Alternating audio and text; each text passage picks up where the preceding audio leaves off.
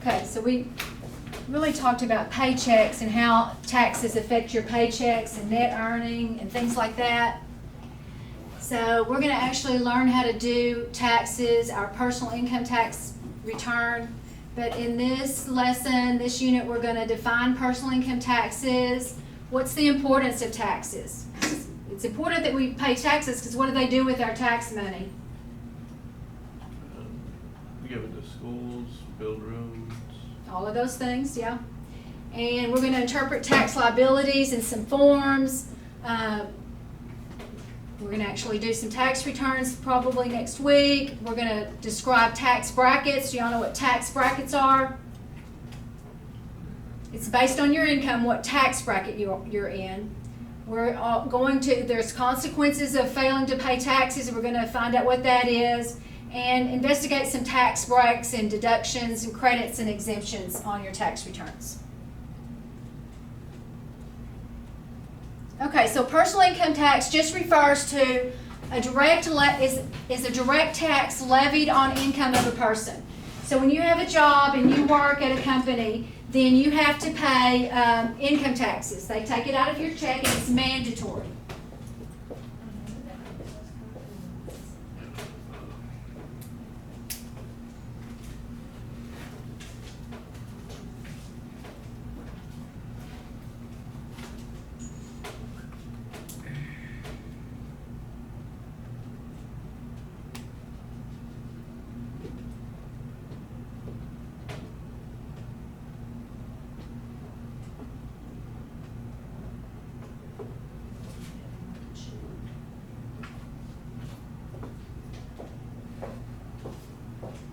So like Kane said, revenues help fund programs and services such as Social Security, Medicare. They build schools, roads, national security, and the welfare system.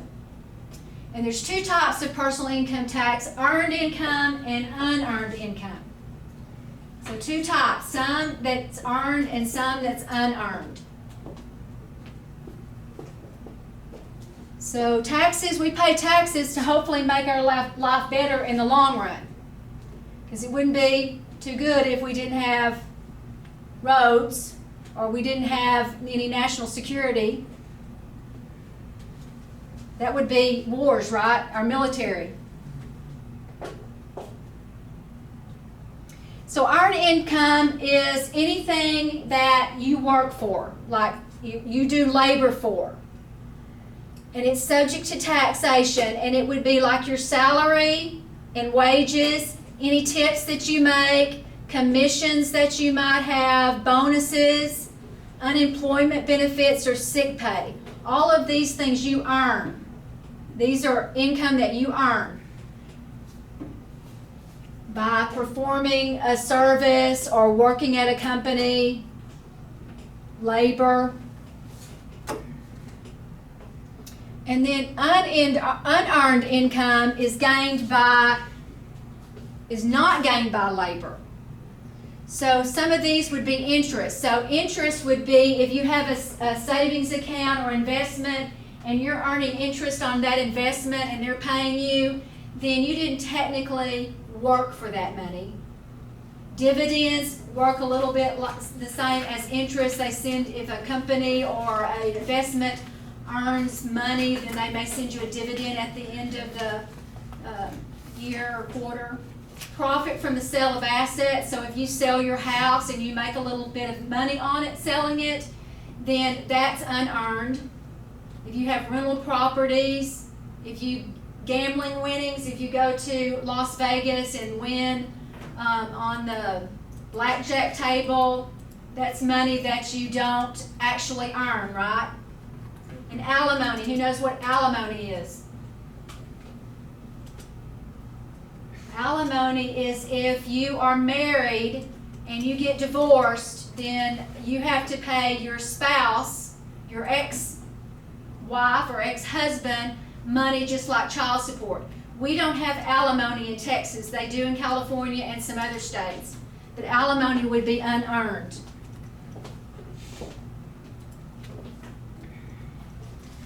So local government, so that would be like Kaufman County, because we pay Kaufman County taxes.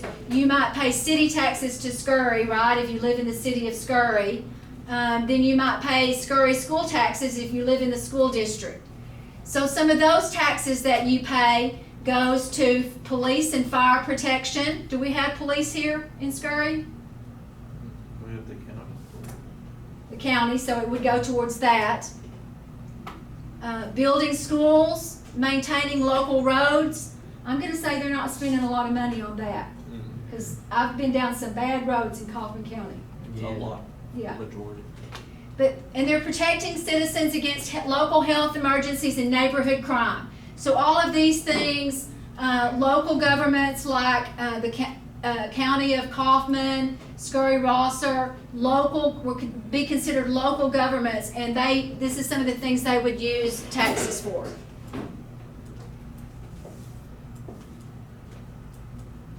And then you have state governments. And we don't have a state income tax in Texas, but we do pay sales tax. When we buy things, we pay a sales tax. So some of those taxes, if the lottery tickets, some of those taxes that goes to maintaining a state military unit, that would be like Fort Hood, assisting farmers with agricultural issues, managing a uniform state court system to coordinate with local court systems, and providing social services to economically distressed and mentally disabled citizens and their families. So, there might be a state home. There's one in Denton where special needs, mentally disabled people can go live where they're not able to function on their own. If there's people struggling financially, there's some programs to help them, and those are funded by state governments. And they use taxes to do that. And then, of course, we have federal governments, and they rely on taxes for the operation and functions of the country, such as providing constitutional functions, such as maintaining a standing military. So that would be Army, Navy, offering congressional mandated programs, which allow for provision of disaster relief, general health, and national human service. And they use taxes to establish and maintain education and health programs. So, there was a lot of talk this past year about defunding the police department, right? Y'all heard all that?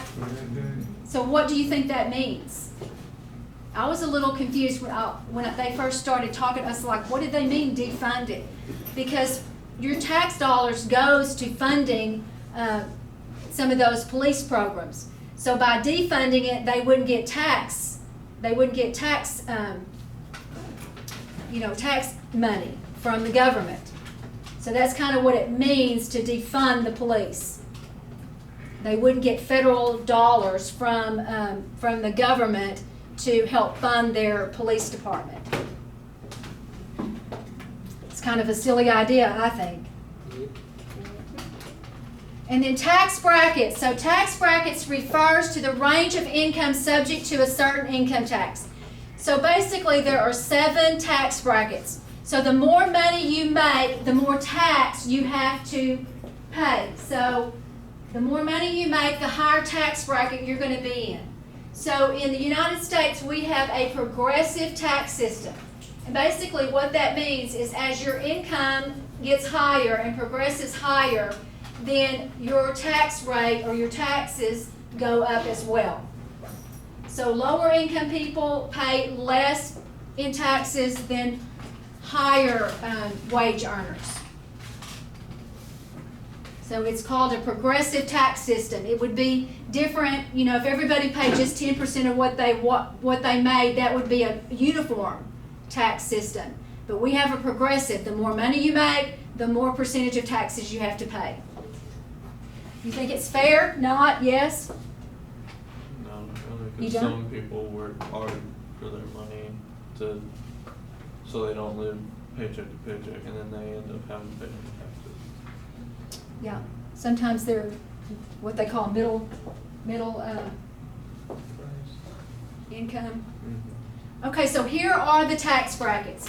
So if you make up to $9,525, then you have to pay 10% if you're married filing just by yourself. If you're married and you file with your spouse, then you can make up to $19,050 and still be in this tax bracket. And you can tell as your income goes up, the rate of taxes that you pay progressively goes up as well, right? So it goes up, there's 7 tax brackets, and it goes all the way up to 37% is the highest tax bracket, and that's for individuals that make over $500,000. So they're in the highest tax bracket. So as you earn more money, you might move to the next tax bracket.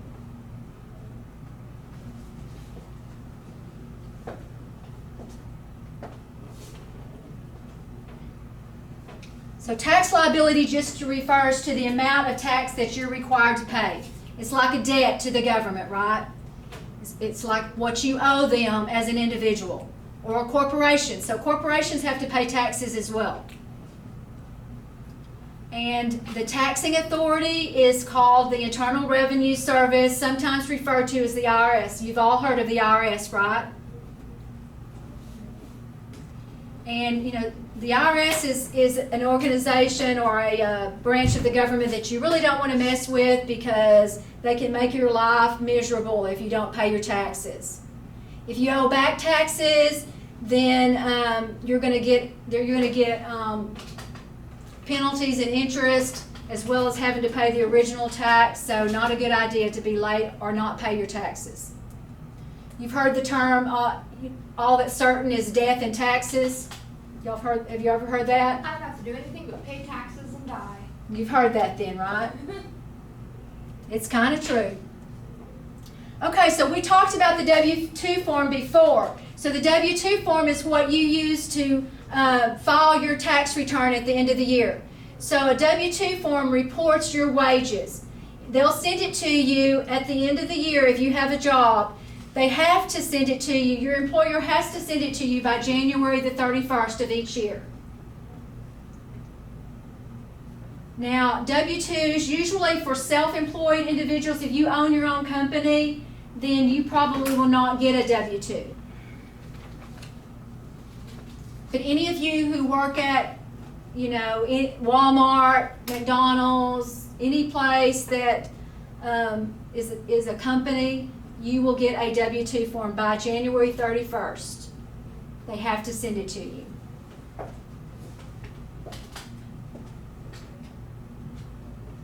It provides the details of an employee's income from the previous year. So you'll get, if you have a job, you will get a W-2 by January the 31st of 2021, and it's going to have all the amount of money that you earn from that company for 2020. It's going to include all of the taxes that you paid, anything that was withheld from your check. It's also going to provide the employer's information like their name and the name of the company, the address, and their employee identification number. So the W-2 is what you use to file your tax return at the end of the year.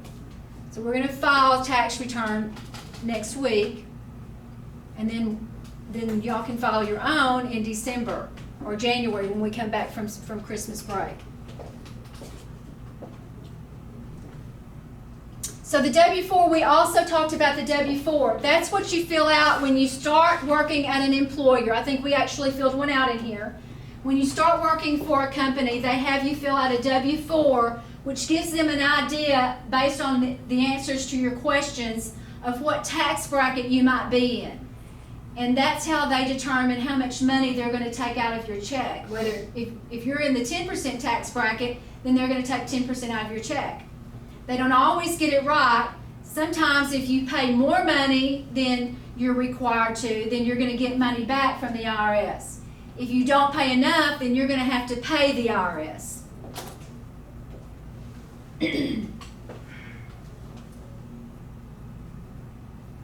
And then the W-5 form is a form that only eligible taxpayers can benefit from this tax credit, and it's earned income credit. And it's used when an individual is eligible to receive part of the earned income credit.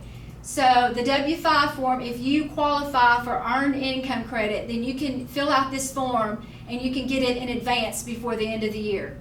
And basically a good example would be if you are a single parent and you have a child or children and you're working at a job that doesn't pay that much money, then you would qualify for this earned income credit. And it would be, you would get money back that you didn't actually pay in.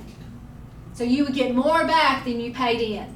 And it's really an incentive to keep lower income individuals at work rather than welfare.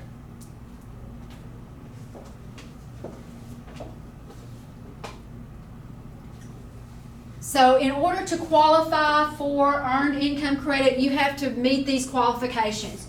You have to have a valid Social Security number, of course. You have to have a qualifying child or children. And you have an adjusted gross income which does not exceed the limits specified for the tax year in which he or she applied. So the adjusted gross income might change from year to year, but it's low. So you're making a low income. So you have to file this form with your employer if you want to get an advance on that earned income credit.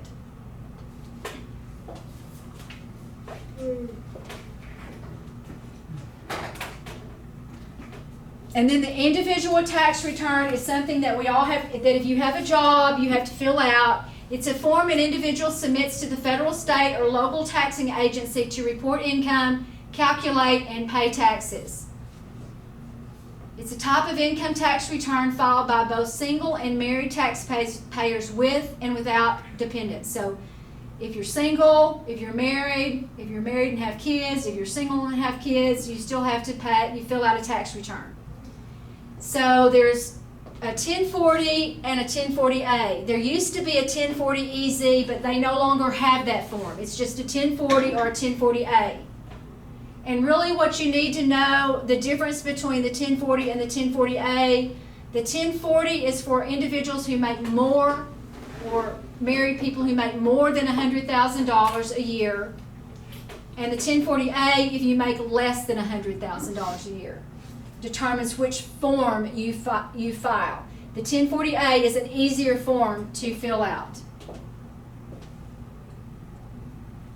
So Form 1040 is the form for all employed individuals to file income taxes. And again, the EZ form is not valid anymore.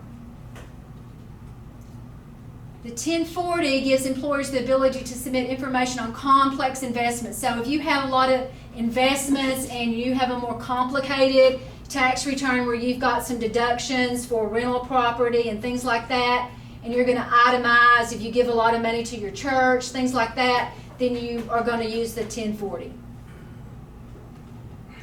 And if you make more than $100,000 a year.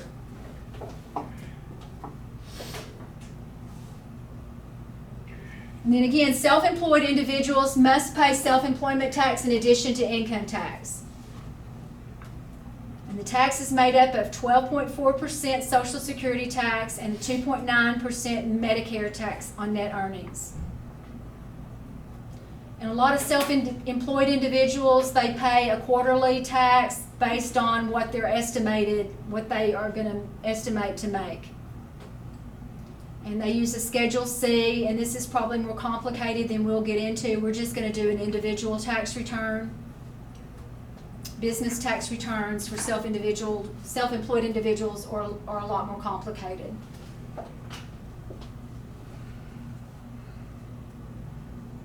So if you fail to file taxes, there's consequences. So you're going to get a penalty. The penalty is 5% of the unpaid taxes for each month the tax return is late. So you have to file your taxes by April 15th of the year. Last year there was an exception because of COVID. There was a lot of exceptions because of COVID, but that was one of them, and so the time was extended. But normally you have to pay your taxes you have to file your tax return, whether you get money back or you have to pay by April the 15th, or you're going to face this penalty. If you file more than 60 days late, a minimum of $135 or 100% of the taxes owed, whichever is less, will be incurred. So you don't want to just give extra money to the IRS if you don't have to. So some other negative consequences, the IRS will charge a failure to pay penalty generally. The IRS will charge 0.5% of the unpaid taxes for each month individuals do not pay, up to 25%. And so it's continually, if you don't pay your taxes or file your tax return, then you're getting penalties, interest if you owe money that's piling on interest. Not a good thing to do. So just make sure you always file your taxes on time.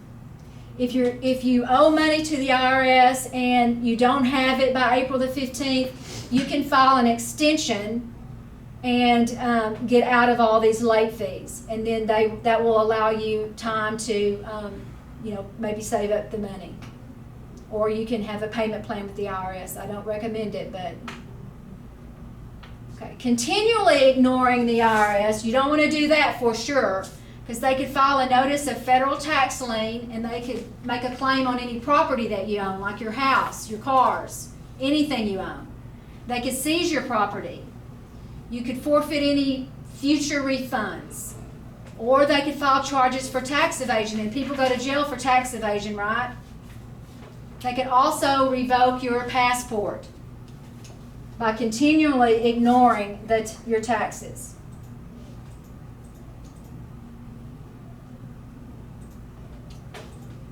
So if you have a tax break, this is a savings on a taxpayer's liability. If the government gives a tax break to a particular group of people or type of organization, it reduces the amount of tax they have to pay or changes the tax system in a way which benefits them. So do churches have to pay taxes? Yes or no? Churches have to pay taxes? No. No, they're nonprofits, so they don't have to pay taxes. There are some farmers that get a tax break.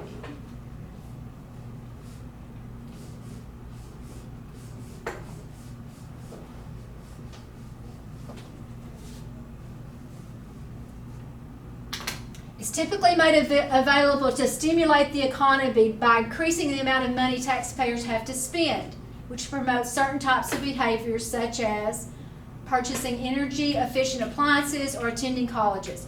So a couple of tax breaks: if you attend college, you are going to college, then you get a tax break for that. It's a one-time tax break. But any time you go to college, you can take advantage of that tax break one time. Also, if you purchase energy-efficient appliances like solar window, that's not an appliance, but like solar windows that saves money on energy, they'll give you a tax break. If you energy-efficient appliances, I guess that would be appliances that don't use it, like a washing machine that doesn't use as much water or things like that, then they will give you a tax break. So there's some different tax breaks out there for different things. And when you go to fill your taxes out, it will walk you through a lot of those things and whether or not you might qualify for them. So if you get a tax break, it can reduce your tax liability. It can reduce the amount that you owe the IRS. So you might end up getting money back. You can also save money through tax deductions and tax credits. So a tax deduction, you can deduct up to a certain amount of medical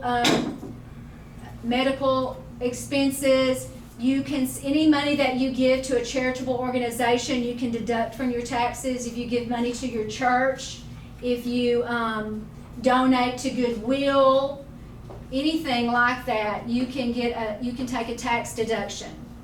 If you own a home and you pay interest on your home, you can deduct that as well. So there's a lot of deductions that you can take as well. Not as many as there used to be years ago, but there are some. And then tax credits, like we talked about, the earned income credit. That is a tax credit. Some farmers also give tax credits. Veterans might get a tax credit.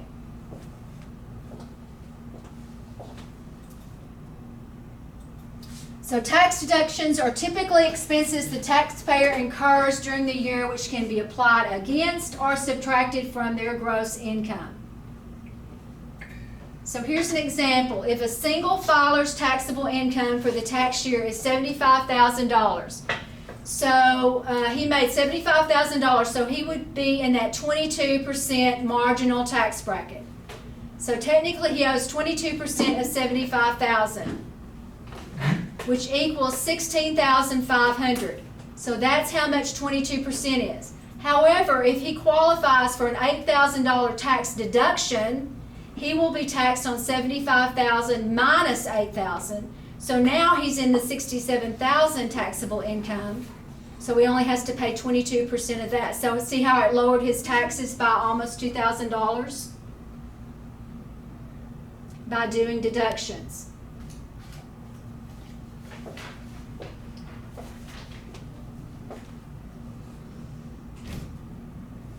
So a tax deduction lowers a person's tax liability by lowering the taxable income. So we don't pay state income tax, so that doesn't really apply to us, but federal income tax deductions, if you're able to take deductions, then it's going to lower your taxes. So deductions falls under two categories. There's a standard deduction and an itemized deduction. So everybody can take the standard deduction. And depending on your filing status, whether you're filing single or you're married or you're filing just head of household, whatever filing status is going to determine your standard deduction. But some people, if they have a lot of itemized deductions, like they might give a lot of money to the church, they might give a lot of money to charity, they might own several properties that they're paying taxes and interest on, then they may be able to itemize and get more than the standard deduction. So when you're doing your taxes, you have to determine which is better. All of you would use the standard deduction because you wouldn't have any itemized deductions to take advantage of at your age.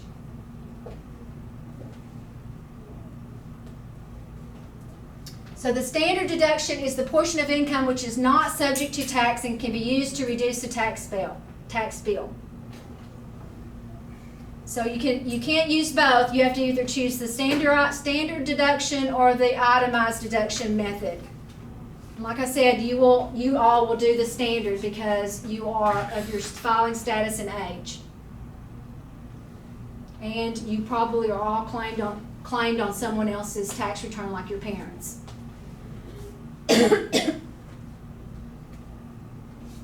So itemized deduction is the eligible expenses individual taxpayers can claim on their federal income tax. And this is going to decrease their taxable income. And it replaces the standard. So you can only do the standard or the itemized. So you list out all of your expenses such as property tax, medical expenses, eligible charitable donations, and you can deduct some unreimbursed business expenses as well.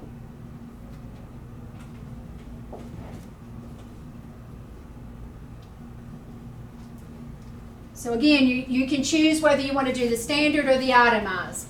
But most of the time, a lot of people don't have enough itemized deductions, so you're going to use whichever is greater.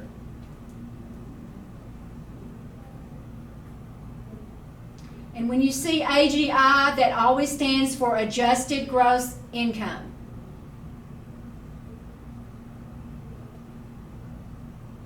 So you're going to subtract the deduction, whether it's standard or itemized, from your adjusted gross income, and it's going to lower the amount of money that you owe for taxes.